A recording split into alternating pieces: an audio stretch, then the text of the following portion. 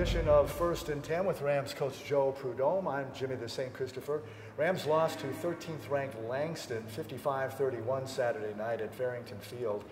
They were down 14-0 and then took a 15-14 lead right ahead of a 55-minute lightning delay. Donovan Isom, first time he threw for 300-plus yards. He had 3 TD passes. Coach, did that lightning delay take a lot of wind out of the sails, so to speak? Well, I guess so. I didn't think so at the time. I thought we would be fine coming out. But, you know, we got a young team. Something we talked about is we get too high, we get too low. And something we tried to take away from that game was the way Langston, you know, when they made great plays, they kept on going. When they made, you know, things go wrong, they just kept on going. So what I took away from that delay and everything else was they just had a real even keel about them and a real consistency. And no matter what happened to them, they just kind of rolled with the punches. And for me, that was the takeaway from my team, is when you do have delays, you have issues or whatever, you just got to stay on an even keel. When you just got so high, it's just like riding a roller coaster, then you have the crash. So that's what I kind of likened it to a little bit.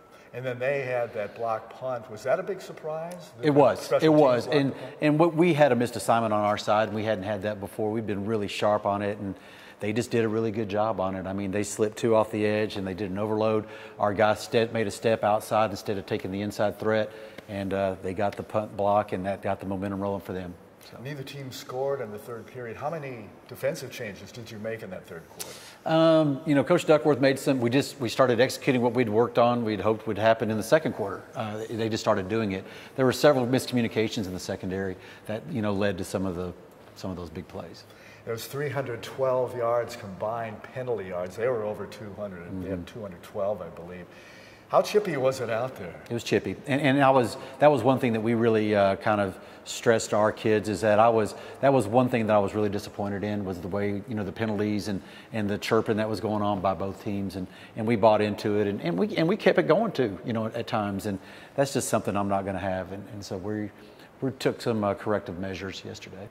You said last week that Langston was explosive, and boy, were they 8 yards short of 700. Yeah. Now, do you throw this tape out and just burn it, or do you use this as like a coaching tool? No, use it as a coaching tool. I mean, had we done what we were supposed to do, we could have, you know, taken away quite a few of those yards.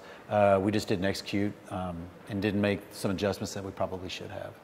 With Rams coach Joe Prudhomme on First and 10 and Ramsports.net, has Lamont Monroe become the #1 receiver now? I would say so. Lamont is just such a weapon and such a mismatch in so many ways that, and he has a knack to make the big play. So I would say he's probably our one guy right now. What about Brandon Rolfe? He went over 100 yards. Yeah, Brandon's been steadily improving in practices, and he is really explosive, really fast.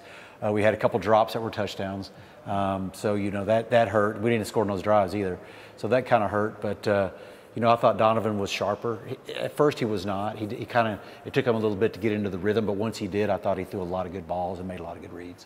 Are you expecting, or are you seeing what you've expected from the offense now? 3 straight games of 29-plus points. So are you seeing that offense improvement at the halfway point? Yeah, I'm happy with the offensive improvement. I would have liked to have been able to run the ball better, but we knew their defensive front was really strong. We felt like the secondary was where we could, you know, have some success, and you know, that ended up being the case, but I sure would have liked to have had more rushing yards.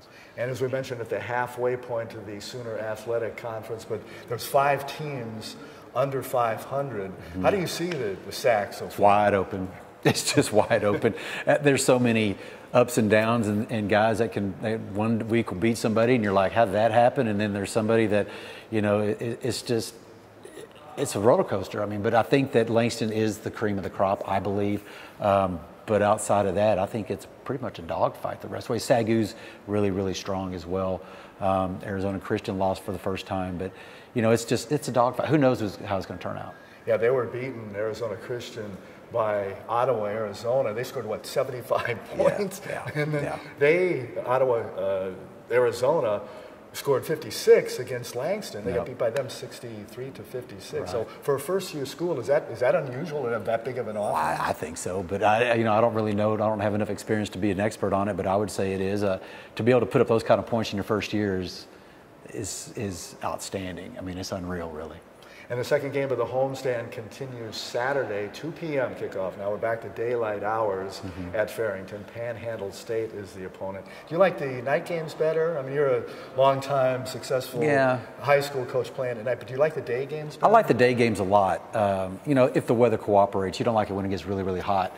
But I like the night games are a nice change-up, but I'm kind of ready for some day games. And it just helps because by the time we break film and everything is done, it's Sunday. And I mean, as you work through the night, and it just kind of puts your work week back. But those day games gives you a chance to kind of get a little breath, and it's kind of cool for college atmosphere. And Panhandle State was pounded by Grambling State big time. This is their third straight road game. So what do you see from the Aggies? Oh, they're great. I mean, coach over there is a heck of a coach. He'll have them up, and what they're doing right now is they're so aggressive, and they are going to force the action on you. They don't wait and react. They kind of take it to you, and I'm going to tell you they're going to be really a good football team. And they'll probably be fired up too, as their coach Russell Gaskamp said, the direction of the season hangs in the balance with the result in this game. Oh wow, Gas is bringing it. He's bringing it again. But yeah, we kind of feel the same way.